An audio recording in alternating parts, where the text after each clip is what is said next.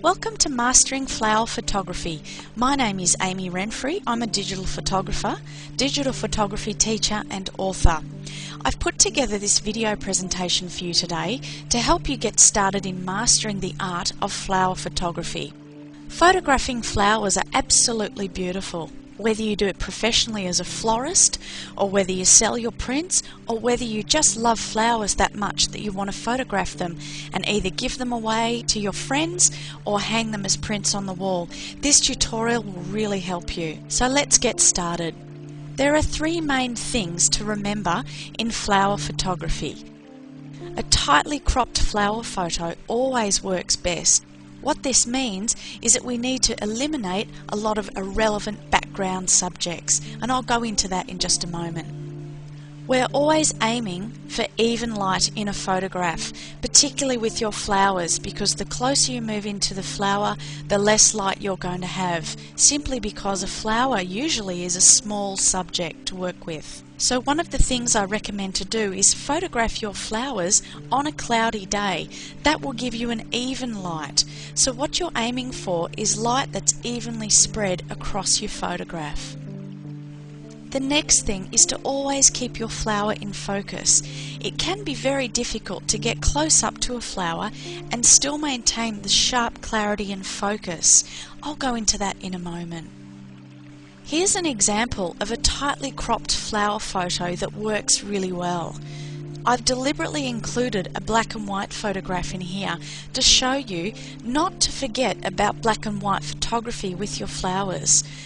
Colour is absolutely beautiful, but as you can see, black and white adds a classiness, adds a timelessness to your flower photography. And here we have a flower that's now a colour photo. As you can see, the vibrant orange really stands out to the viewer's eye. The reason that this works so well is this is a tightly cropped photo and there's no distraction in the background.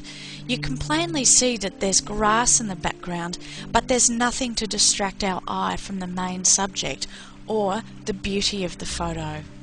Now the background should be out of focus as much as possible.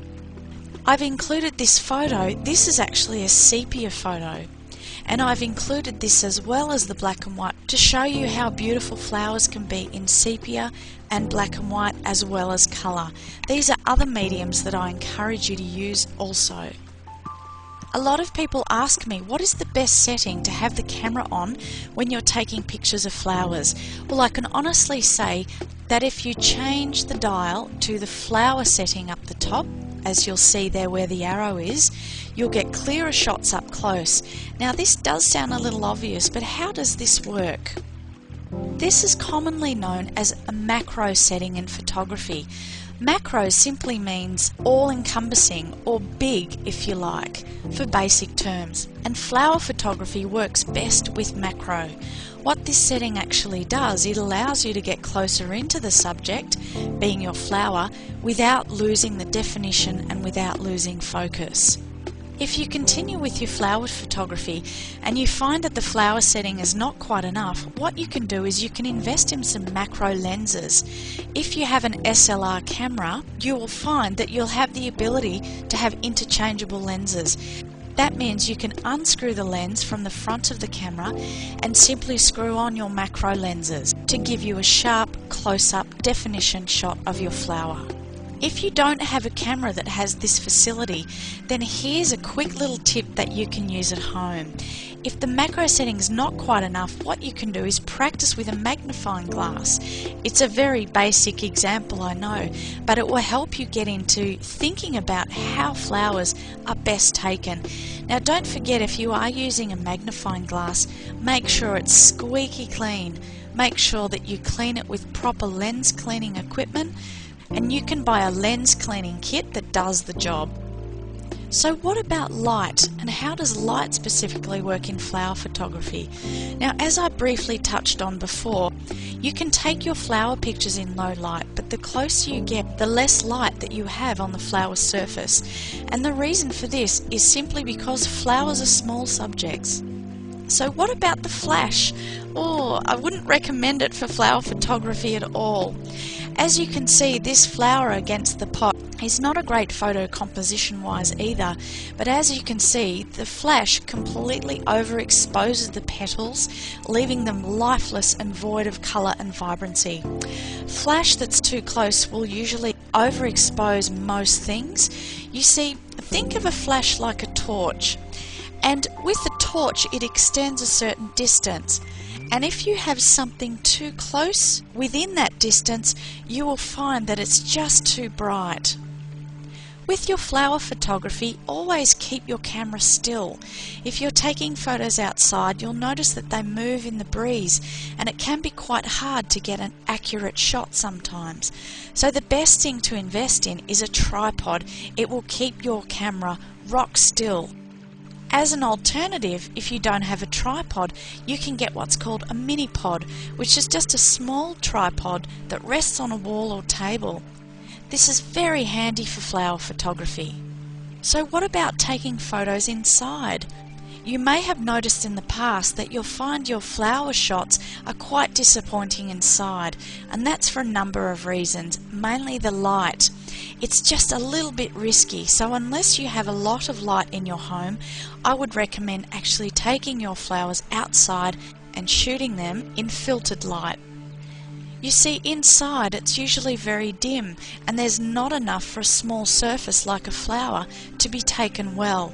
Because you need to move in relatively close to your flower, the front of the photo is actually quite well lit, but behind the flower, just at the back there, you'll find that it's too dark. This is why I recommend take your flower outside and photograph it there. Now, there is a way you can photograph flowers inside, but it's using natural light. What you can do is put your flower into a vase and photograph it under a window. This way you'll be getting the beautiful filtered window light that makes flower photography work. As an addition to that, you can then turn the overhead light on to add even more light.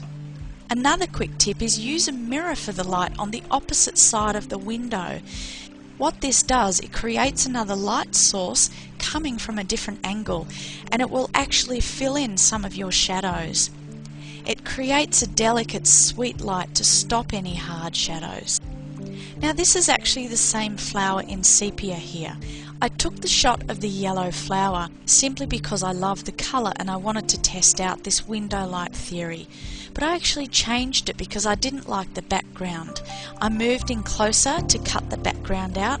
I used some macro lenses to get clear focus up close, and I changed the format to sepia. So let's have a look at what the flower looks like in different formats and as a different composition. As you can see, it looks like almost a completely different flower. Now, here are some comparison flowers. This is just a basic snap that I took in the garden of a rose. This is to demonstrate how a background can be quite distracting. As you can see, the first place we look is the rose in the middle, and then we look to the left, which is actually a pink geranium. Now, we don't want to do that with flower photography. We want the main focal point as the flower itself, not the background competing with the flower. Now, here it is again without the background distraction. As you can see, it's a lot better, and all I've done is I've moved in closer. I've walked in about 1.5 meters, and I've moved my body physically in closer to get this photo. If I wanted to, I could have moved even closer in. The next shot I've taken here as an example is of this beautiful apricot rose. Now, the flower itself is fine, but once again, it's a distracting background. And when you look at it, you can't help look at the brickwork in the background. So here's another way that I've used to take this photo, but it's a little bit different. As you can see, I've moved right in close to the flower. I've taken some macro lenses and I've taken the shot. Now, rather than taking the standard shot front on, I've actually moved to the side. I think this gives a very feminine and delicate feeling to this flower. Now, here is an example of what we call hard light. Hard light is simply where there's too much light in one area and not enough light in the other. Flowers that are taken this way often experience hard light. Here's an example of a rose taken with soft light. As you can see, everything is well lit. And this is what I was talking about before as far as even light goes, and this is the type of light that we're aiming for in our flower photography. Thank you for watching Mastering Flower Photography. For more information about taking beautiful shots of your flowers and other digital photography topics, just go to my website, which is at the link below this video. Thanks very much, have a great day and happy shooting!